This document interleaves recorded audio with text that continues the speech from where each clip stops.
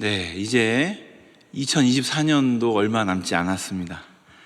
지나간 한 해를 돌아보면서 많은 생각을 하는 시기입니다. 때로는 보람도 느낄 수 있겠지만 또 때로는 후회나 아쉬움이 남을 수도 있겠습니다. 한편으로는 계획했던 일이 생각과 달라서 나도 모르게 불평이나 또는 걱정이 생길 수도 있습니다. 오늘 본문에 등장하는 이스라엘 백성들의 불평을 보면서 신앙인으로서, 성도로서 바른 자세와 태도를 한번 생각해 보도록 하겠습니다. 오늘 본문인 민수기 11장 이전에는 이스라엘 백성들이 광야의 생활 중에 비교적 편안한 생활을 했습니다. 시내산에서 약 1년 정도 시간을 보내면서 인구 조사도 하고 또 여러 가지 준비를 했습니다. 칼을 들고 싸우러 나갈 수 있는 사람이 약 60만 정도 된다, 이런 숫자가 파악이 됐습니다. 그리고 다시 하나님의 명령에 따라서 이동합니다. 그런데 이스라엘 백성들은 시내산을 떠나 행진한 지 3일 만에 하나님을 향해 불평을 쏟아냈습니다. 다베라에서 이스라엘 백성들이 한 불평의 원인이 우리 성경에는 정확하게 기록되어 있지 않기 때문에 알 수는 없습니다. 분명한 것은 이스라엘 백성들이 악한 말로 불평을 했고 그 말을 하나님이 들으셨다는 것입니다. 그 불평을 들으신 하나님은 진노하셨습니다. 그래서 다시 훈계의 매를 드셨습니다. 이스라엘 진영 끝에 불을 놓으신 건데요, 진영을 불에 태웠습니다. 구체적으로 이때 불에 탄 것이 무엇인지 분명하지 않습니다. 다만 이 불로 인하여 많은 사람들이 큰 고통을 겪었을 것이다. 어쩌면 불에 타서 죽는 사람도 있지 않았을까? 이런 생각을 좀 해볼 수 있겠습니다. 여기에서의 불은 마치 하나님의 심판처럼 느껴집니다. 어떻게 보면 또 하나님의 임재로도 볼 수 있겠습니다. 백성들은 이 불을 여호와의 불이라고 불렀습니다. 진영이 불에 타자 백성들이 모세에게 부르짖습니다. 살려달라고 애원하는 그런 모습입니다. 이번에도 모세는 하나님께 기도합니다. 그러자 진영 끝에서 타오르던 불길이 멈춥니다. 3절에 보니까 여호와의 불이 붙었다고 하여 그곳의 이름을 다베라라고 지었다고 합니다. 1절부터 3절까지의 이 짧은 내용이지만 광야에서 이스라엘 백성들이 불평할 때마다 반복이 되던 그 5가지 모습이 모두 등장합니다. 첫째는 이스라엘 백성들의 불평과 불만, 원망입니다. 둘째는 하나님의 진노와 심판입니다. 그리고 세 번째는 이스라엘 백성들의 아우성과 부르짖음입니다. 네 번째는 모세의 기도입니다. 마지막으로 하나님의 용서와 회복입니다. 이 불평의 사이클이 본문은 짧지만 아주 선명하게 드러납니다. 그렇다면 불평이라는 것이 정확하게 무엇일까요? 불평은 일단 단어 뜻만 보면 마음이 편하지 않다는 뜻입니다. 자신의 기대가 충족되지 않아서 마음이 불편하다는 것이죠. 자신의 욕심이 채워지지 않아서 못마땅하고 나아가서는 그 원인을 다른 곳으로 돌립니다. 그리고 그 대상을 미워합니다. 이렇게 불평은 마음이 채워지지 않을 때 생깁니다. 그런데 이러한 불평은 아무리 많이 해도 나를 좀 더 나은 상황으로 만들어 줄 수 없습니다. 오히려 하나님이 우리에게 궁극적으로 주시고자 하는 것을 받지 못하게 가로막는 역할을 합니다. 그러므로 불평은 교만이나 음란죄만큼 두드러지지는 않지만 하나님과 나의 관계를 끊고 다른 죄를 이어지게 만든다는 것을 우리가 기억해야 하겠습니다. 그렇다면 불평에 쓴 뿌리를 이 불평의 쓴뿌리는 왜 생길까요? 그것은 자기 자신을 남과 비교하면서 지금 잘 안 되고 있다고 판단하고 그 이유가 다른 데 있다고 남 탓을 할 때 시작이 됩니다. 비교와 잘못된 판단, 그리고 남 탓의 결과가 불평입니다. 그래서 자신을 항상 다른 사람에 비해서 피해자라고 생각합니다. 우리 주변에도 좀 있죠. 그리고 이런 생각이 한번 시작되면 눈덩이처럼 불어나는 특징이 있습니다. 주변에 불평을 많이 하는 분들을 이렇게 관찰을 해보면 그 불평이 반드시 입술로 나옵니다. 말로 드러납니다. 그래서 우리는 불평이 말로 짓는 죄다, 이렇게 기억해도 될 것 같습니다. 그리고 불평이 주변 사람들에게 엄청 빨리 번져요. 놀라운 특징입니다. 왜냐하면 불평은 마귀가 가장 선호하는 공격 방식이기 때문입니다. 불평이 한번 나타나면 공동체가 금방 불평으로 물들어 버립니다. 이런 불평의 죄는 그럼 언제부터 시작됐을까요?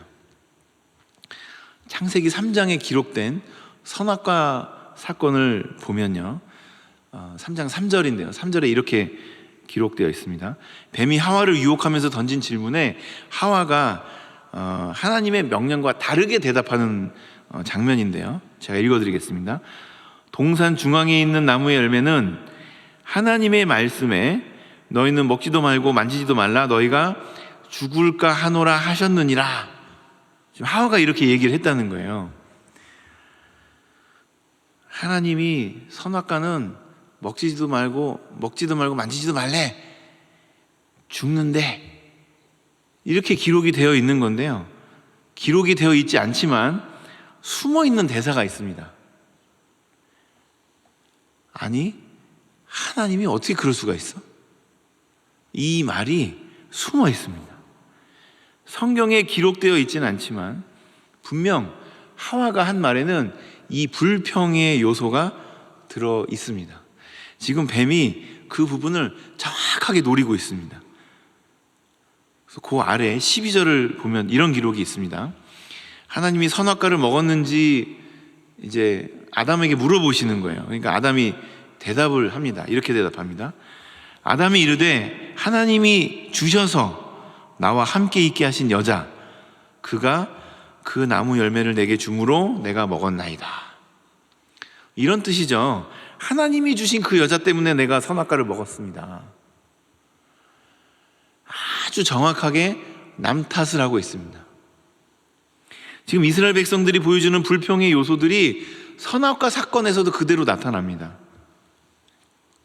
결국 불평의 죄는 인류의 타락 때부터 시작이 되었고 우리의 죄성에 깊이 자리 잡고 있음을 알 수 있습니다. 이 말은 믿음이 좋은 사람이든 믿음이 약한 사람이든 직분이 있든 없든 사람이라면 누구나 이 죄를 지을 수 있다, 이런 뜻이기도 합니다. 즉 우리가 기대하고 상상하는 것들이 현실에서 이루어지지 않으면 그냥 불평이 시작된다, 이렇게 보시면 되겠어요. 우리가 기대하고 상상하는 것들이 타당한지 옳은 것인지 그런 것인지 따져보지도 않습니다. 무조건 필요하다고 생각하고 그것이 없으면 내가 죽겠다, 이렇게 판단합니다. 이스라엘 백성들도 애굽에서 탈출해서 광야로 나왔을 때 이전보다 더 나은 삶을 기대했을 것입니다. 그러나 막상 광야를 와보니까 어떻습니까? 눈으로 보기에는 이전의 삶보다 더 어려워 보여요. 마실 물이 보이기를 하나, 먹을 음식이 손에 잡히기를 하나, 마음에 드는 것이 하나도 없습니다. 왜냐하면 애굽에서 종살이를 할 때는 비록 종이기는 했지만 그래도 뭐 마실 물이 항상 있었고 뭐 눈치는 보긴 했지만 먹을 거를 구할 수 있었잖아요. 그래서 그런 뭐 먹고 마시는 데 있어서 하나님의 은혜를 구할 필요가 없습니다. 하나님을 의지할 필요가 없었습니다. 그래서 불평하기 시작한 겁니다. 그렇다면 왜 하나님은 이스라엘 백성들을 곧바로 가나안 땅으로 인도하시지 않고 광야에 두셨을까요? 그 이유는 딱 한 가지입니다. 하나님의 백성답게 이스라엘 백성들이 거룩해져야 했기 때문입니다. 이스라엘 백성들이 애굽에 있을 때 애굽 사람들이 섬기는 그 우상을 보면서, 송아지를 보면서 같이 우상 숭배를 하고 살았습니다. 그래서 하나님은 애굽의 잔재를 없애고 지워버리고 정결하게 만들기 위해서 광야에 머물도록 하신 겁니다. 하지만 이스라엘 백성들은 과거의 버릇을 버리지 못했습니다. 그래서 또 송아지를 만들어서 또 송아지에게 제사를 지냅니다. 그리고 틈만 나면 애굽으로 돌아가게 해달라고 외쳤습니다. 광야를 돌아보면서 자기들을 죽이려고 여기를 데리고 왔느냐, 이런 말을 쏟아냅니다. 결국 하나님은 여호와의 불로 태워버릴 수밖에 없으셨습니다. 그렇다면 우리가 불평하는 대상은 누구일까요? 대체로 세 종류로 나눌 수 있겠습니다. 첫째는 가족입니다. 우리 부모님은 왜 돈도 없고 능력도 없고 자식은 많이 낳아가지고 나한테 물려주는 것도 하나도 없고 처음부터 이렇게 나를 힘들게, 이런 불평을 하죠. 그리고 형제들에게는 나를 이렇게 안 도와주냐, 이런 불평을 합니다. 둘째는 하나님입니다.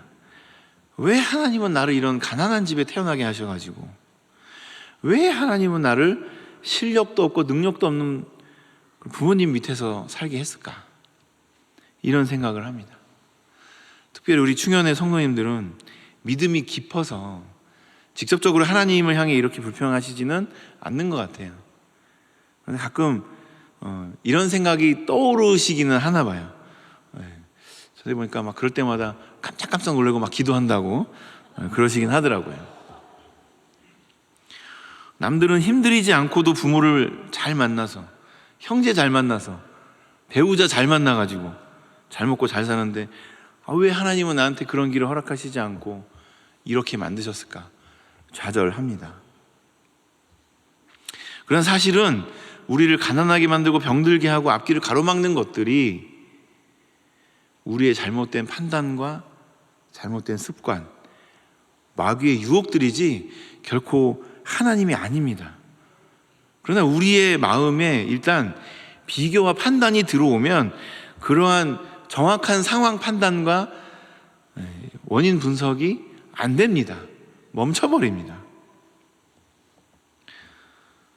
마지막 세 번째 대상은 자신의 직장 상사나 교회 지도자들이 될 수 있겠습니다. 다른 사람에 비해 유독 나를 힘들게 한다고, 나를 괴롭히고 있다고 생각을 합니다. 내가 일주일을 얼마나 힘들게 살고 왔는데 왜 저 장로님은 나만 보면 저렇게 더 잘해줄 수도 있는데 나를 이렇게 힘들게 하냐, 이런 불평을 하는 분이 가끔 있습니다. 아주 조금. 하지만 불평하려고 아쉬운 일을 꺼내기 시작하면 다 그렇잖아요. 한도 끝도 없이 나옵니다. 이것도 나오고 저것도 나오고 10년 전, 20년 전 일까지 다 나오죠. 성경에 분명히 써 있습니다. 까다로운 상전에게도 순종하라. 우리는 그 순종하는 법을 배워야 하겠습니다. 그렇다면 왜 우리 성도들이 불평하는 것은 나쁜 것일까요? 왜냐하면 불평의 죄는 단순히 불평하는 것으로 끝나지 않기 때문입니다. 하나님을 향하여는 불신의 마음으로 비춰지게 되고요, 불순종하는 죄까지 짓게 됩니다. 가족의 경우에는 가족을 미워하게 돼요. 심하게는 폭력 또는 살인까지도 이어질 수 있습니다.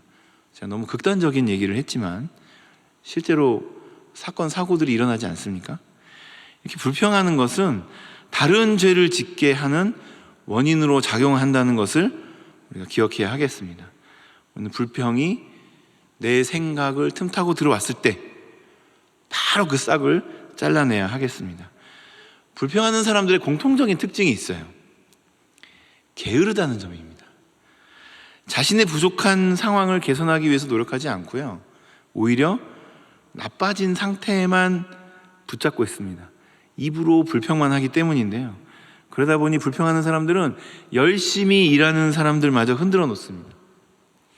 그들이 가진 열심까지 꺾어버립니다. 부정적인 상황을 계속 부각시켜서 그것 때문에 자신이 힘들게 됐다고 책임을 돌립니다. 회피합니다. 그렇다면 우리가 계속 불평을 할 때 어떤 결과를 맞이하게 될까요? 첫째로, 우리가 불평하면요, 징계를 받습니다. 이스라엘 백성은 자신들이 당한 공경에 대해서 불평과 원망을 쏟아냈습니다. 이 믿음은 평탄할 때가 아니라 공경에 처했을 때 드러나는 법 아닙니까?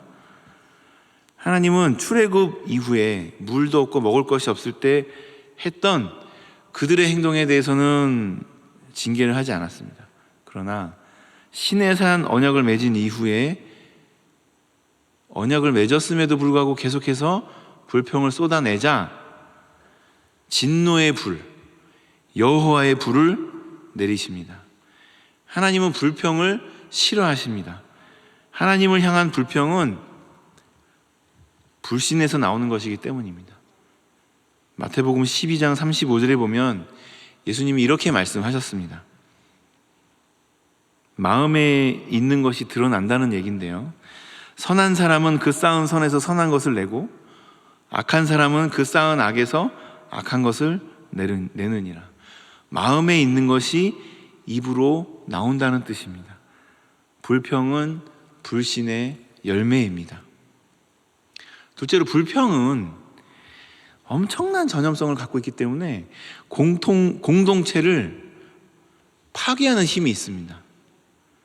출애굽 당시에 섞여 들어온 이방인들이 음식이 자기들 입에 안 맞으니까 불평을 쏟아냈습니다. 그때 이스라엘도 그들과 함께 불평합니다. 이 불평은 하나님의 진노라는 결과를 맞이합니다. 하나님이 우리의 불평에 대해서 분노하시는 것은 불평의 본질이 하나님을 무시하는 것이기 때문입니다. 하나님이 정말 오래 참으시는 분이고 선하신 분이기 때문에 이 정도 불이었죠. 제가 그분의 입장이었다면 아마 불바다를 만들었을 겁니다. 하나님이 그들에게 가장 좋은 음식인 만나를 주셨음에도 그들이 불평을 했습니다. 그것은 만나를 주신 하나님을 무시한 거죠. 불평은 눈에 드러나지 않지만 우상 숭배입니다. 하나님의 임재의 상징인 구름, 만나, 약속에 대한 소망으로 감사해야 되는데 그러지 않고 탐욕에 집착하기 때문입니다. 우리는 공동체를 파괴하는 이 불평을 멀리해야 하겠습니다. 불평을 일삼는 사람들도 경계를 해야 하겠습니다. 셋째로, 불평은 지도자를 힘들게 합니다. 공동체의 영적 지도자에게도 치명적인 상처를 줍니다. 이스라엘 백성들이 불평할 때마다 누가 기도를 했었나요? 모세가 했죠.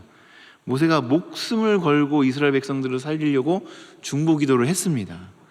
근데 반복적으로 이게 계속되니까 모세도 지쳐버립니다. 결국 이스라엘 백성들의 불평으로 인해서 모세가 하나님을 원망하기까지 이릅니다. 영적인 탈진인 거죠. 모세는 하나님의 일꾼으로 부름받았지만 혼자 이 사명을 감당하기에 고독했고 힘이 붙였습니다. 교회 공동체가 불평의 전염병으로 심각한 상태에 빠지면 공동체를 위해 기도하고 말씀을 선포하는 지도자도 영적 탈진에 빠질 수밖에 없습니다. 그렇게 되면 그 공동체는 회복 불능이 됩니다. 따라서 우리는 철저하게 불평을 삼가해야 하겠습니다. 그렇다면 이렇게 정말 조심하고 멀리해야 되는 이 불평, 이 불평을 어떻게 하면 제거할 수 있을까요? 첫째, 감사하면 됩니다. 범사에 감사하는 것입니다. 흔히 불평과 감사는 같은 바구니에 담겨 있다고 이야기합니다. 같은 상황을 마주했을 때 이렇게 생각하면 불평이지만 이렇게 생각하면 또 감사가 나오기 때문입니다. 물이 절반 담겨 있는 이 물컵을 보면서 에게 물이 얼마 안 남았네 이렇게 말할 수도 있지만, 우와 아직 많이 남았네 이렇게 말할 수도 있습니다. 그래서 무조건 감사가 가능합니다. 그래서 어떤 상황이든지 지금 내가 받은 축복이 얼마나 큰 것인가 이걸 발견하고 감사하는 것이 필요합니다. 특히 우리 성도들은요, 감사할 게 너무 많잖아요. 내가 예수님 믿고 죄사함 받아서 천국 백성이 되었다는 것, 그거 하나만으로도 감사가 저절로 나오지 않습니까? 예수님이 나 같은 죄인까지도 사랑해 주셔서 내 대신 십자가에 달려서 죽으셨는데 무조건 감사해야죠. 부모에 대해서는 나를 낳아주셔서 하나님을 알게 하시고 예수님을 믿고 천국에 들어갈 수 있도록 해주셨으니 감사해야 합니다. 부모님이 아니었다면 나라는 존재가 여기 있을 수가 없잖아요. 먹을 것과 입을 것, 잠잘 것, 이런 게 있음이 너무 감사한 일 아닙니까?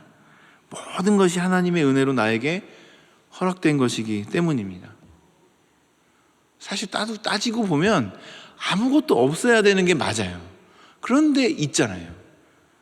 그러니 얼마나 감사합니까? 둘째는 용서하면 불평이 사라집니다. 나를 힘들게 했던 부모, 형제 또는 다른 직장의 동료, 기꺼이 용서하는 것입니다. 그들도 그때는 그렇게밖에는 할 수 없었을 거야. 어떤 사정이 있었겠지. 어쩌면 그들이 나 때문에 그랬을지도 모릅니다. 나는 잘 모르지만, 내 입장에서는 이해가 안 되지만 그들이 그렇게 할 수밖에 없는 환경이었을 수도 있습니다. 용서가 안 되면 그냥 받아주기만 해도 충분한 것 같습니다. 그러면 불평이 사라집니다. 셋째로, 하나님을 바라보면 불평이 사라집니다. 이사야서 45장 21절에 이렇게 기록하고 있습니다. 너희는 알리며 진술하고 또 함께 의논하여 보라. 이 일을 옛부터 듣게 한 자가 누구냐? 이전부터 그것을 알게 한 자가 누구냐? 나 여호와가 아니냐? 나 외에 다른 신이 없나니 나는 공의를 행하며 구원을 베푸는 하나님이라. 나 외에 다른 이가 없느니라. 아멘. 무엇이 부족하든 무엇이 필요하든 하나님을 바라보면 됩니다. 우리를 돕는 분은 하나님 외에는 없습니다. 하나님께 집중하고 하나님이 나를 축복하며 구원해 주시기를 기대하면 됩니다. 물론 기다리는 것이 힘들어요. 참 어려운 일입니다. 하나님이 주시는 복이 더딜 때 참 어렵습니다. 그럼에도 불구하고 우리의 몸과 마음은 예수님께, 하나님께 집중해야 하겠습니다. 오늘 우리는 불평이라는 주제를 한번 살펴보았습니다. 이야기 하나가 재밌어서 가져왔는데요. 이 이야기를 나누고 말씀을 마치도록 하겠습니다. 가난한 청년이 있었다고 합니다. 낡고 좁은 집 때문에 너무 불편했대요. 불만이 많았습니다. 그래서 하루는 그 마을에서 가장 존경받는 현자를 찾아갔다고 합니다. 그래서 자신의 고충, 불평을 늘어놓았습니다. 이 이야기를 들은 현자가 청년에게 한 가지 일을 시킵니다. 닭을 한 마리 사다가 집안에 풀어놓으라. 그래서 청년이 그대로 했습니다. 그랬더니 닭이 집안을 엄청 돌아다니는 겁니다. 여기저기 똥도 싸고 깃털도 날리고요. 그래서 집안이 점점 더러워지는 겁니다. 냄새도 나고요. 견디다 못해 청년이 다시 현자를 찾아갑니다. 그랬더니 현자가 이번에는 그러면 염소를 사라는 거예요. 염소를 사서 집안에 넣으라는 거예요. 그대로 했는데요, 더 엉망이 됩니다. 더 힘들어집니다. 또다시 현자를 찾아갑니다. 하여튼 이번에는 소까지 사다가 집안에다 넣으라는 겁니다. 그래서 했어요. 너무 힘든 거예요. 잠도 못 자요. 완전 집안이 아수라장이 됐습니다. 그래서 막 청년이 화가 나서 현자를 찾아옵니다. 그랬더니 현자가 이번에는 그 동물들을 다 집 밖으로 내보내라고 합니다. 그래서 청년이 그대로 합니다. 다 내보냈어요. 그런데 이게 웬일입니까? 낡고 좁아서 불편했던 그 집이 지금은 너무 넓고 너무 깨끗하고 너무 편한 집이 된 거예요. 불평이란 게 이런 것 같습니다. 기준만 바꾸면 되는 것 같아요. 관점만 바꾸면 되는 것 같아요. 우리는 이런 불평을 반드시 처리해야 하겠습니다. 오늘 우리가 확인한 것처럼 불평도 역시 내가 짓는 죄입니다. 내 시선을 예수님께 고정하고 우리 안에 일어나는 여러 가지 불평들을 감사와 용서와 주님 바라봄으로 다 이겨내시기를 예수님의 이름으로 축복합니다.